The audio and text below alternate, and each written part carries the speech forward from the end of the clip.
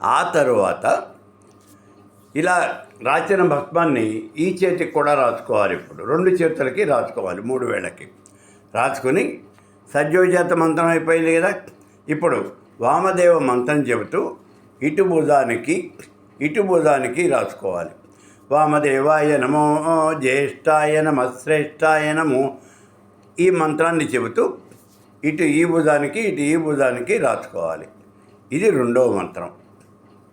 అయిన తర్వాత మళ్ళీ చేతిలోకి తీసుకోండి, ఎందుకంటే చేతిలోకి రాసుకున్న భస్మం అయిపోతుంది.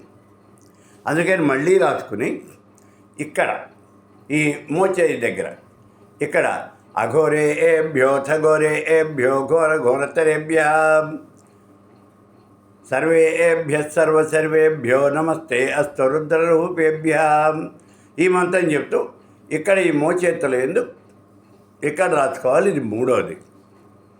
ఇక 4వది మళ్ళీ 2 చేతులకి రాసుకోవాలి.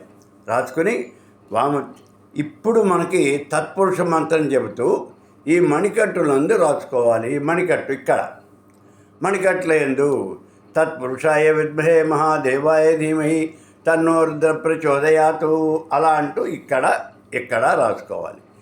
ఇప్పుడు మనం 4 చోట్ల రాసుకోవటం అయింది. ఇక 5వ చోట రాసుకోవాలి.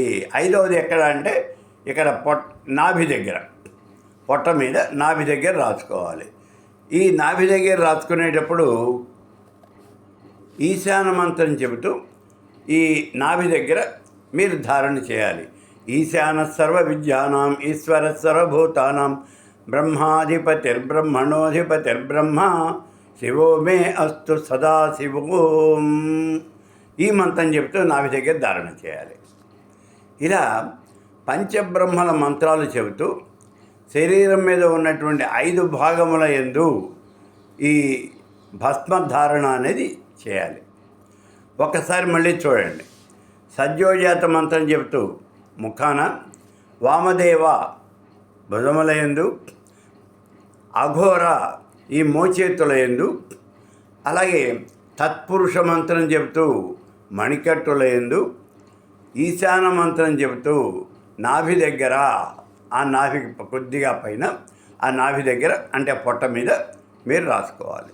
ఇలా రాసుకోవటంలో భస్మం రాసుకోవటంలో ఆంతర్యం ఏమిటి అంటే ఈ శరీరం అనేది శాశ్వతం కాదయ్యా, ఇది ఎప్పుడైనా కాలి బూడిదైపోయేదే అనే మాట చెప్పడానికి ప్రతీకగా ఇలా భస్మం రాసుకోవటం జరుగుతుంది.